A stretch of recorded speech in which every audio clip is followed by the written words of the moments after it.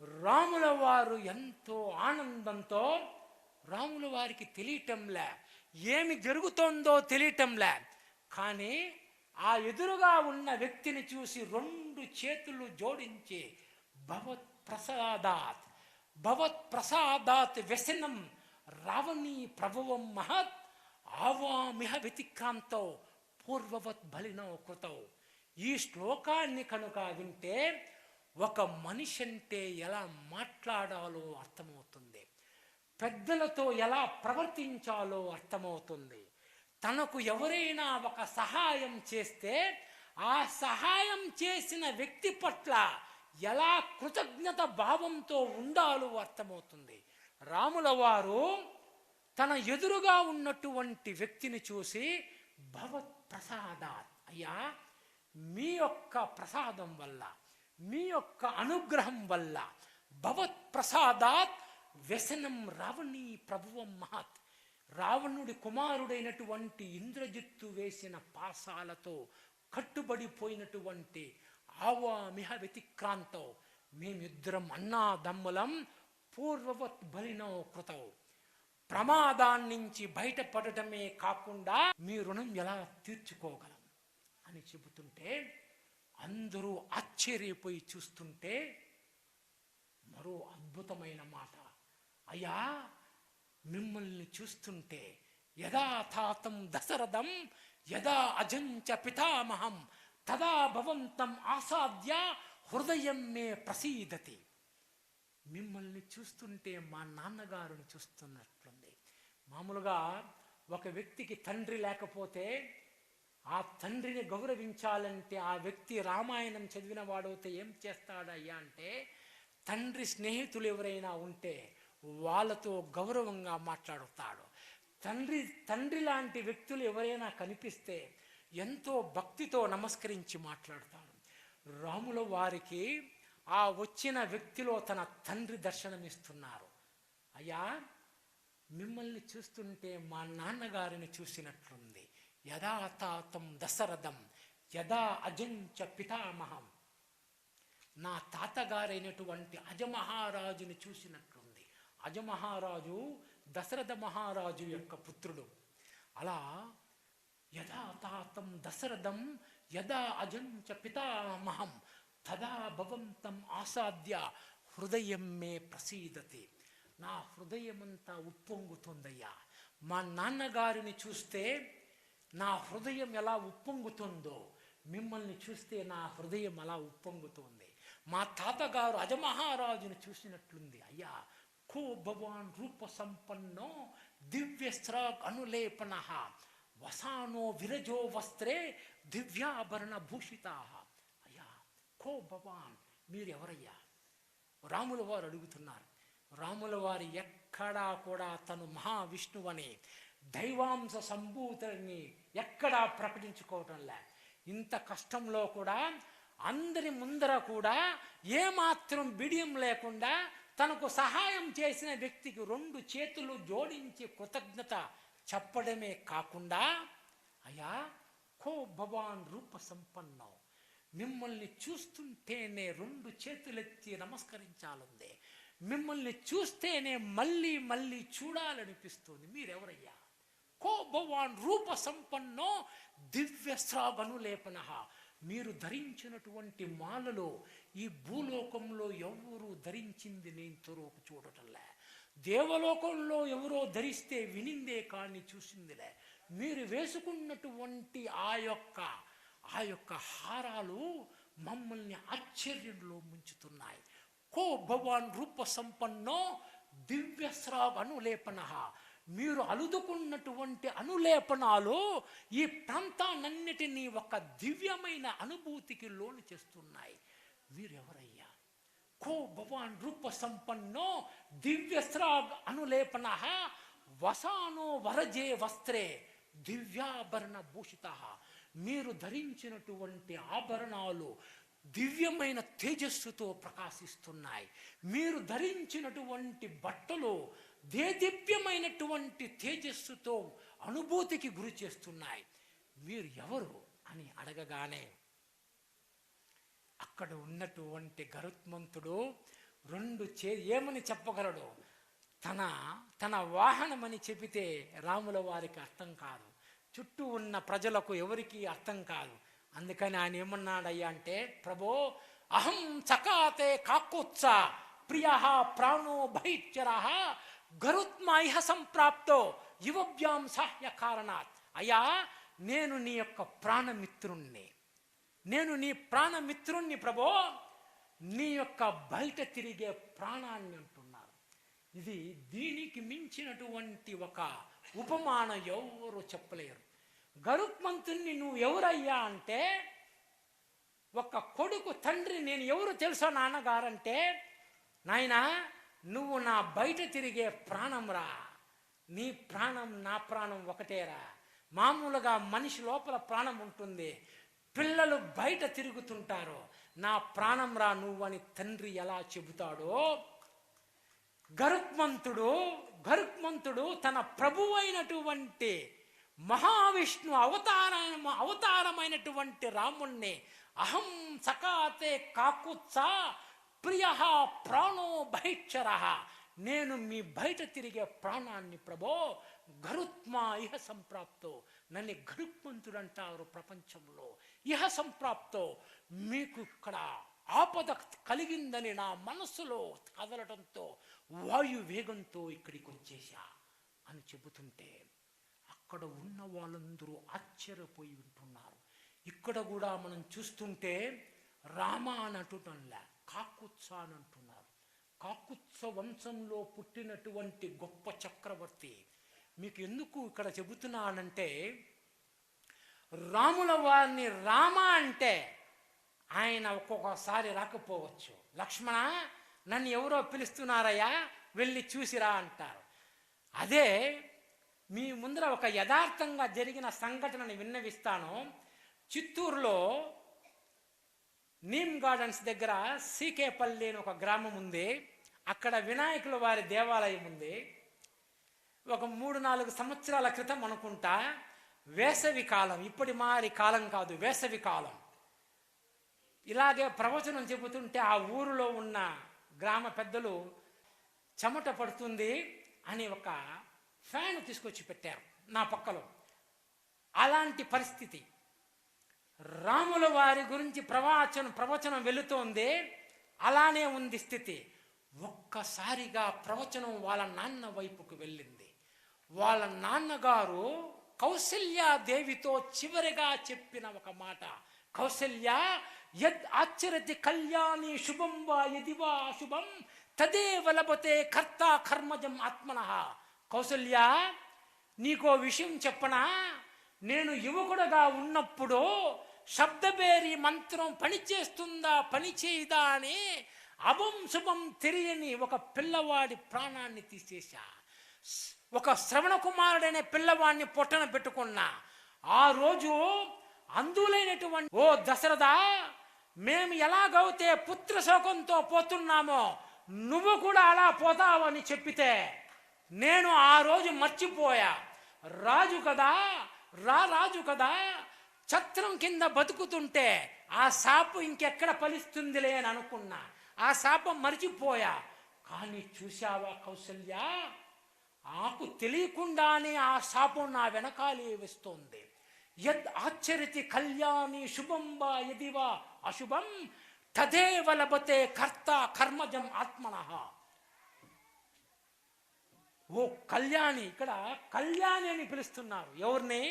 కౌసల్యాదేవిని. ఎందుకు కళ్యాణి అని పిలుస్తున్నారంటే, రాముల వారికి మాట ఇచ్చారు దశరథ మహారాజు. పాపం కౌసల్యాదేవి కూడా రాముల వారితో పాటు అడవులకు వచ్చేస్తానంటే వద్దంటారు.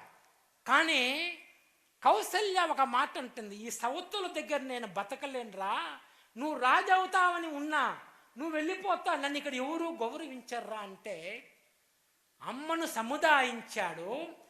నాన్న దగ్గర వచ్చినప్పుడు ఒక మాట అడిగాడు, నాన్నగారు మీరు ప్రపంచంలో ఎన్నో మందికి వరాలు ఇచ్చారు, నాకు ఒక వరం ఇస్తారా అని అడగగానే, నాయనా నీకు ఏం కావాలో తీసుకోనైనా, రాజ్యాన్ని ఇస్తా అంటేనే వద్దంటున్నావు, నీకు ఏం వరం కావాలో చెప్పు అంటే నాన్నగారు పాపం అమ్మకు మీరంటే ప్రాణం, కానీ మీరు అమ్మ అంతఃపురానికి రాకపోవటం వల్ల అమ్మని ఎవరు గౌరవించటంలే.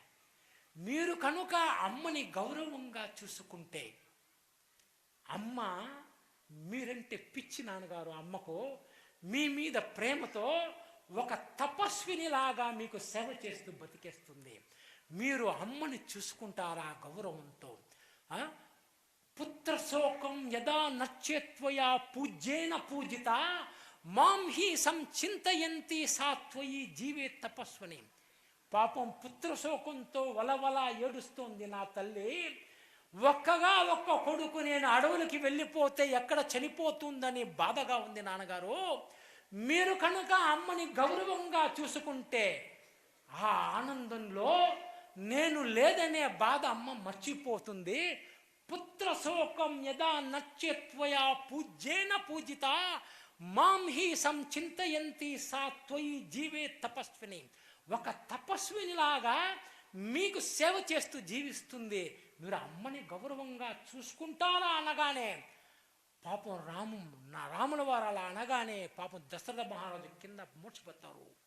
పాపం తిరిగి రాముల వారు సింహాసనం మీద కూర్చోబెట్టి వెళ్ళిపోయినా దశరథ మహారాజు ఇచ్చిన మాటని గుర్తు పెట్టుకుంటారు. రాముల వారు అడవులకి వెళ్ళిపోయిన 6వ రోజు రాత్రి జరిగిన ఈ సంఘటన, 6వ రోజు రాత్రి కౌసల్యాదేవితో ఈ మాట చెబుతూ కళ్యాణి అని చెబుతున్నారు. ఎందుకంటే తన కొడుక్కి మాట ఇచ్చాడు, కౌసల్యాదేవిని గౌరవంగా చూసుకుంటానని.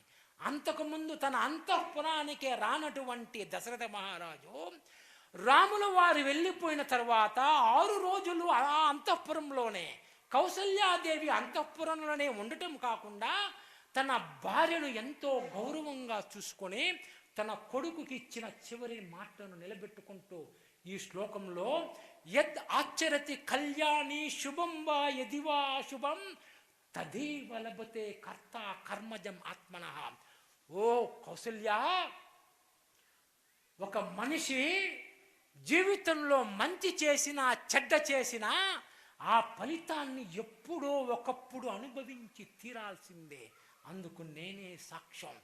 ఎప్పుడో చేసిన పాపం, రాదనుకున్న పాపం చూశావా, వాళ్ళు పెట్టిన శాపం ఈరోజు నిజమవుతుందని ఈ శ్లోకం చెప్పగానే ఒక్కసారిగా అక్కడ ఉన్న వాతావరణమే మారిపోయి చల్లటి గాలి వీచటమే కాకుండా అందరిపైన చల్లటి చినుకులు ఒక 3 నిమిషాల సేపు వర్షించాయి.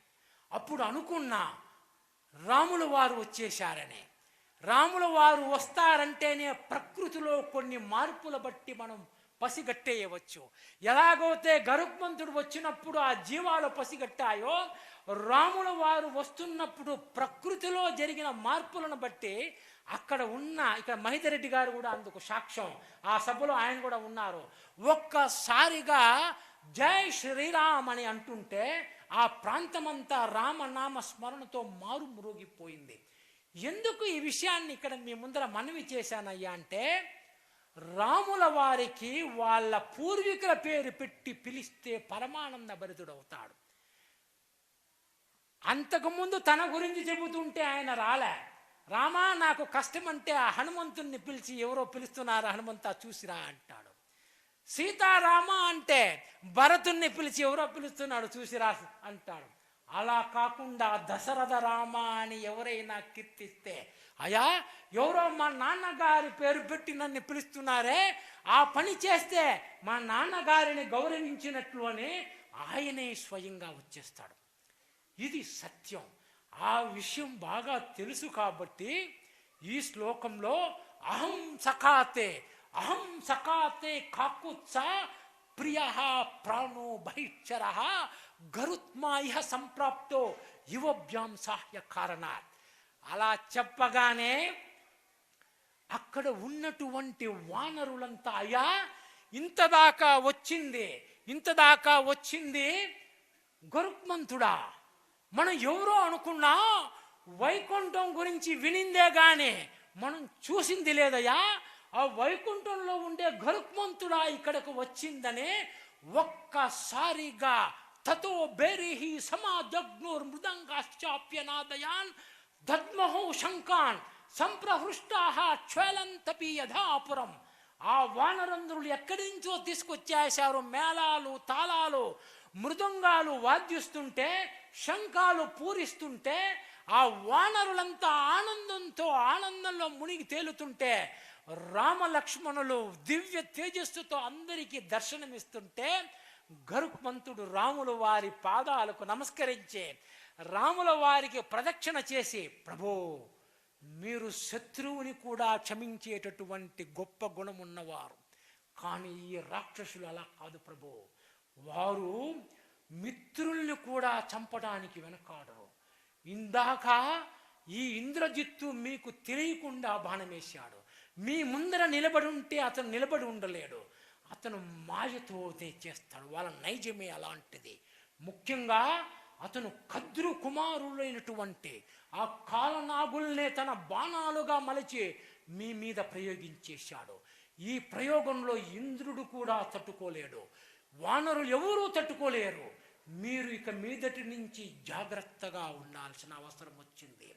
ఈ రాక్షసులతో మిగిలిన వారుల మాదిరి వీరితో మీరు ప్రవర్తించడానికి వీలు లేదు. వీరి పట్ల మీరు తగు జాగ్రత్తలో ఉండాలి.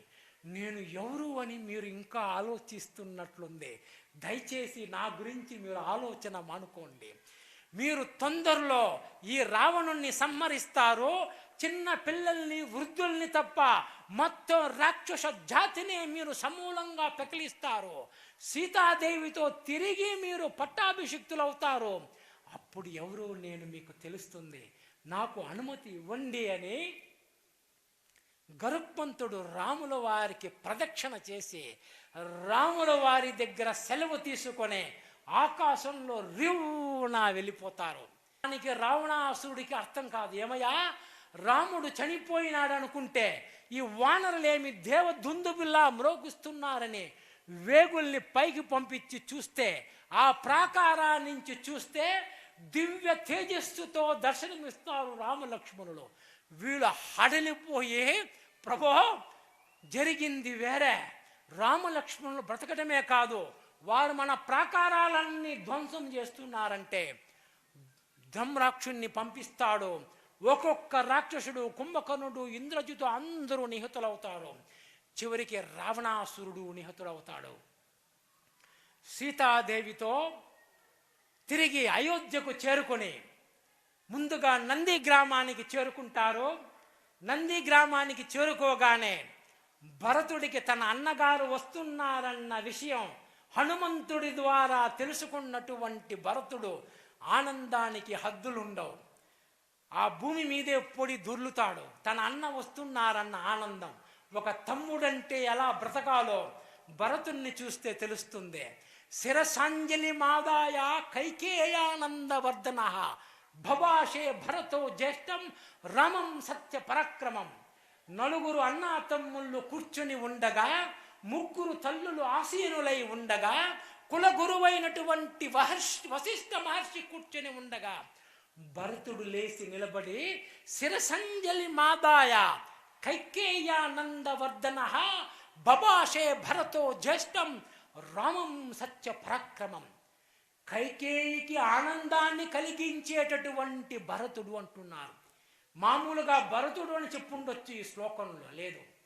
ఒక కొడుకంటే తల్లి సరిగా లేకపోయినా, తల్లి తప్పుడు దారిలో వెళుతున్నా తిరిగి తల్లిని ధర్మ మార్గంలో ఉంచి సమాజం చేత గౌరవింపబడే స్థితికి తీసుకువచ్చిన భరతుడులాగా ఒక కొడుకంటే ఉండాలి అని ఈ శ్లోకంలో కైకేయానందవర్ధన, కైకేయికి ఆనందాన్ని ఇచ్చేటటువంటి భరతుడు రెండు చేతులతో తన తలపై దోసిలి పెడుతూ రాముల వారితో అంటున్నారు, ప్రభో పూజిత మామికా మాత దత్తం రాజ్యం మిథం మమ తదద్దామి పునస్తుభ్యం యదా త్వామదదా మమ.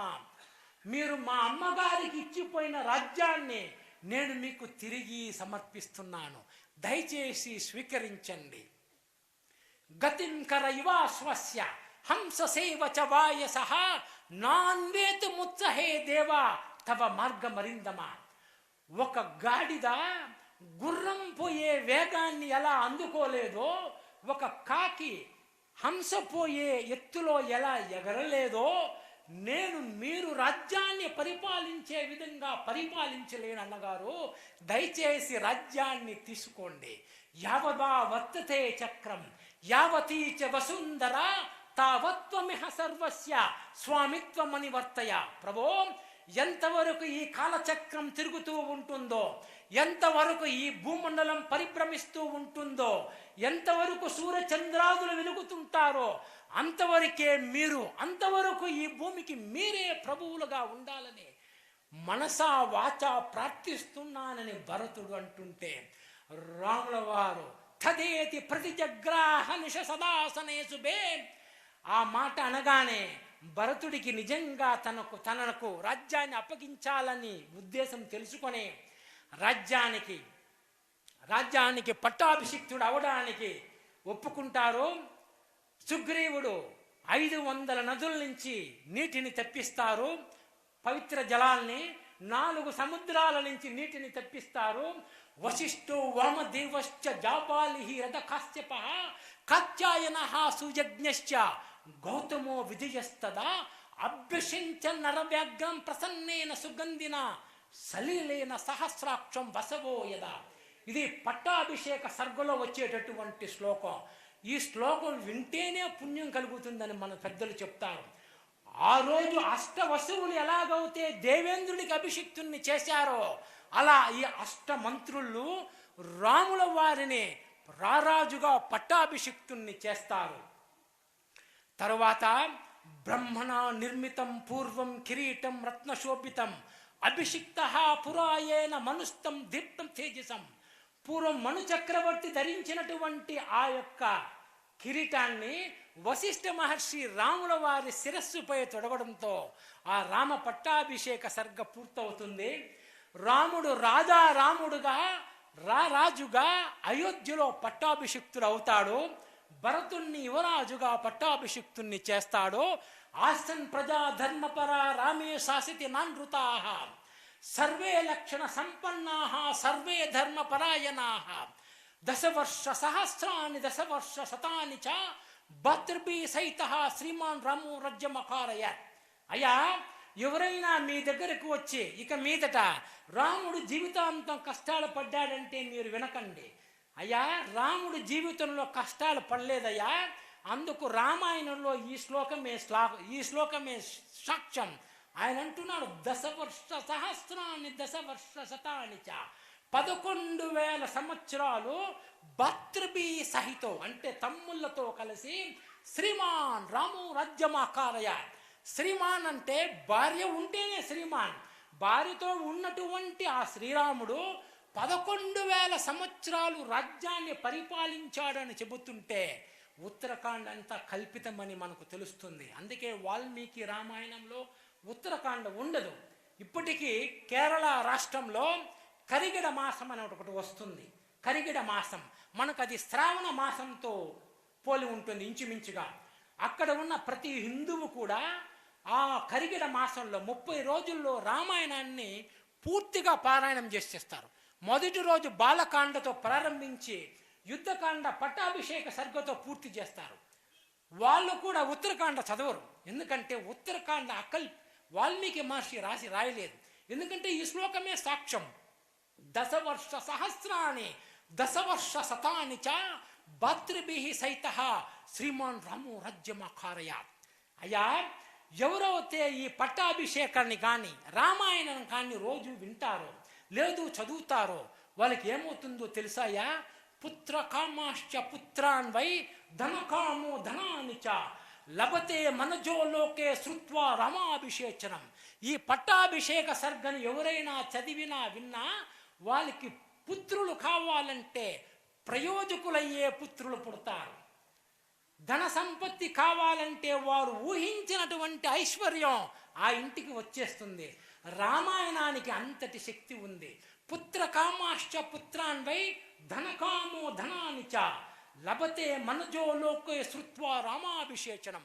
అంతేకాదయ్యా, రాఘవేన యథామాత సుమిత్రా లక్ష్మణేన చ భరతేనేవ కైకేయీ జీవపుత్రాస్తదా లభతే. ఎవరైతే రామాయణాన్ని ముఖ్యంగా స్త్రీలు చదువుతారో వారికి రాముడు లాంటి కొడుకు పుడతాడని చెబుతుంది రామాయణం.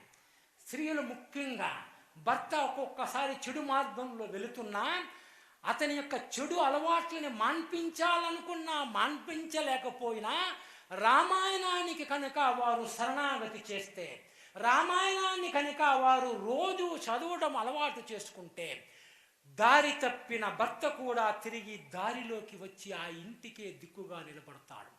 ఈ శ్లోకంలో అది చెప్తోంది. రాఘవేన యథామాత సుమిత్రా లక్ష్మణేన చ భరతేనేవ కైకేయీ జీవపుత్ర సదా లభతే. జీవపుత్రుల్ని కంటారు అని చెబుతుంది. ఏ స్త్రీలవుతే ఈ యొక్క రామాయణాన్ని వింటారో భరతుడు లాంటి గొప్ప పుత్రుడు పుడతాడు, లక్ష్మణుడు లాంటి అన్నను అనుసరించి వెళ్ళేటటువంటి, ఆస్తుల కోసం అన్నతో యుద్ధాలు చేయకుండా అన్న కోసం ప్రాణమిచ్చేలాంటి తమ్ముడు ఆ ఇంట్లో పుడతాడని వాల్మీకి రామాయణం చెబుతుంది. అందువల్ల ముఖ్యంగా స్త్రీలందరూ రామాయణాన్ని చదవాలి. శ్రియో రజస్వలాహ శృత్వా పుత్రాన్ సూయురనుత్తమాననింది. ఎవరైతే పెళ్ళైనటువంటి స్త్రీ కనుక రామాయణాన్ని చదువుతారో వాళ్ళకి గొప్ప పుత్రుడు పుడతాడు అని చెబుతుంది. అంతేకాదయ్యా, ఈ రామాయణ పుస్తకాన్ని ఎవరైతే ఇంట్లో ఉంచుకొని రోజు ఒక పుష్పం పెట్టి నమస్కరిస్తారో, పూజయంచ పటంచ మమమితిహాసం పురాతనం సర్వ పాపై ప్రముశ్చేత దీర్ఘమావుర అవాప్నుయాత్. ఎవరికి రామాయణం చదవడానికి కష్టం ఉన్నా కనీసం వాల్మీకి రామాయణ పుస్తకాన్ని ఇంటిలో ఉంచుకొని రోజు ఆ రామాయణానికి ఒక పుష్పం పెట్టి నమస్కరిస్తే ఏదో ఒక రోజు రాముడు లాంటి కొడుకు ఆ ఇంట్లో పుడతాడయా. ఇది రామాయణం చెబుతున్నటువంటి మాట. అంతేకాదు, పటంచ మమమితిహాసం పురాతనం సర్వ పాపై ప్రముశ్చేత. ఆ ఇంటిలో చేసిన పాపాలన్నింటినీ దహించి వేస్తుందయ్యా. దీర్ఘమాయుర అవాప్నుయా. పూర్వజన్మలో చేసిన పాపంతో అల్పాయుష్కుగా ఈ భూమిపైకి వచ్చి ఉన్న రామాయణాన్ని ఎవరైతే పారాయణం చేస్తారో, కనీసం ఒక వ్యక్తి ఆ ఇంట్లో రామాయణాన్ని పారాయణం చేసినా ఆ ఇంట్లో ఉన్న వాళ్ళందరూ దీర్ఘాయుష్మంతులై బతుకుతారని చెబుతుంది వాల్మీకి రామాయణం. అని ఒక ముఖ్యమైన విషయాన్ని చెప్పి మీ ముందర సెలవు తీసుకుంటాను. రామాయణమిదం కృత్స్నం శృణ్వతః పఠతః సదా ప్రియతే సతతం రామః సహి విష్ణు సనాతనః. ఆదిదేవో మహాబాహుర్ హరిర్నారాయణః ప్రభుః సాక్షాద్రామో రఘుశ్రేష్ఠః శేషో లక్ష్మణ ఉచ్యతే. ఇది వాల్మీకి రామాయణంలో ఫలశ్రుతిలో ఉన్నటువంటి శ్లోకం. అయ్యా, ఎవరైతే రోజు రామాయణాన్ని కొద్దిసేపైనా వాల్మీకి రామాయణాన్ని చదవడం అలవాటు చేసుకుంటారో ఏమవుతుందయ్యా అంటే వారి పట్ల శ్రీరాముడు సతతం ప్రీతితో ఉంటాడు. రాముల వారి అనుగ్రహం ఉన్న వ్యక్తిని ఎవ్వరూ చెనకలేరు. ఊరంతా అతనికి ఎదురుగా నిలిచినా రాముడొక్కడు వెనక ఉంటే ఆ వ్యక్తిదే విజయం. ఆ విషయం ఈ శ్లోకంలో చెబుతున్నారు. రామాయణమిదం కృత్స్నం శృణ్వతః పఠతః సదా. విన్నా సరే చదివినా సరే ప్రియతం సతతం రామః. ఆ రాముడు ఎప్పుడు వారి పట్ల ప్రీతితో ఉంటాడు. ఆ రాముడు మామూలు సాదా సీదా రాముడు కాదయ్యా. సహి విష్ణు సనాతనః. సాక్షాత్ సనాతనమైనటువంటి ప్రభువులకే ప్రభువైనటువంటి లోకాలకే అధినాయకుడైనటువంటి మహావిష్ణువే ఆ శ్రీరాముడు. ఆదిదేవో మహాబాహుర్ హరినారాయణ ప్రభు. ఆదిదేవుడైనటువంటి ఆ హరినారాయణుడే ఆ శ్రీరాముడయ్యా. అలాంటి రాముడితో, అలాంటి రాముడు గురించి చెప్పిన రామాయణాన్ని మనమందరం చదవడం అలవాటు చేసుకుందాం. తద్వారా రాముల వారి రక్షలో మనం సంతోషంగా జీవిద్దాం. ఇక్కడ మీకు ఏవమేతత్ పురావృత్తమఖ్యానం భద్రమస్తు వహ ఏవమేతత్ పురావృత్తమాఖ్యానం భద్రమస్తువః ప్రవ్యాహరత విస్త్రబ్దం బలం విష్ణోహం ప్రవర్తతాం. అయ్యా, రామాయణాన్ని రోజు చదవండి. వేదాల సారంతో విస్తరించినటువంటి ఈ రామాయణం మిమ్మల్ని అందరినీ సదా రక్షించుగాక. ఈ రామాయణం ఎవరో రాసిన కట్టుకథ కాదయ్యా, ఇది యథార్థంగా జరిగినటువంటి సంఘటనల యొక్క సంకలనం. సాక్షాత్ భగవాన్ వాల్మీకి మహర్షిచే రచింపబడినటువంటి ఈ రామాయణాన్ని మీరు ఎవరైనా అడిగితే ధైర్యంగా చెప్పండి. ముఖ్యంగా పిల్లలు ఎవరు రాముడు అంటే నిర్భయంగా చెప్పండి. ఎవరైతే అలా రామాయణాన్ని ప్రచారం చేస్తారో, ఎవరైతే రామాయణాన్ని నిర్భయంగా చెబుతారో, ఎవరైతే పిల్లల పుట్టినరోజులు పెద్ద పెద్ద కేకులు తీసుకుపోయి దీపాలు ఆర్పకుండా రామాయణ పుస్తకాల్ని 10 మందికి పంచి వ్యాప్తి చేస్తారో, అలాంటి వారికి శ్రీరామచంద్రుడి యొక్క అనుగ్రహం సదా ఉంటుంది. ఇప్పుడు నేను బలం విష్ణోహం ప్రవర్తతామని చెప్తాను. అంటే మహావిష్ణువు యొక్క బలం వృద్ధి చెందుగాక అని మనం చెప్పటం ఆనవాయితీ. అది నేను చెప్పినప్పుడు మీరు కూడా చెప్పండి, తద్వారా రాముల వారు ప్రీతి చెందుతారు. బలం విష్ణోహం ప్రవర్తతాం, బలం విష్ణోహం ప్రవర్తతాం, బలం విష్ణోహం ప్రవర్తతాం. జై శ్రీరామ్, జై శ్రీరామ్, జై శ్రీరామ్.